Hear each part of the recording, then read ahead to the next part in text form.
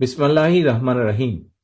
প্রিয় প্রবাসী বাংলাদেশি ভাই ও বোনেরা, আসসালামু আলাইকুম।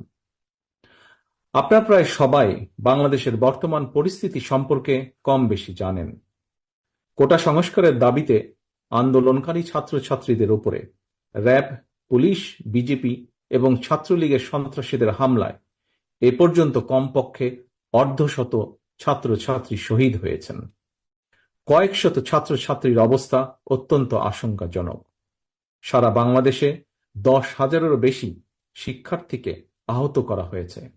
তবে হাসিনার খুনি বাহিনীর তাণ্ডবে সারা দেশে হতাহতের প্রকৃত সংখ্যা এর চেয়ে বেশি বই কম নয়।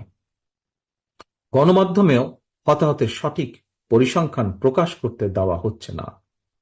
প্রবাসী বাংলাদেশি প্রিয় ভাই ও বোনেরা, বিভিন্ন সূত্র থেকে জানা গিয়েছে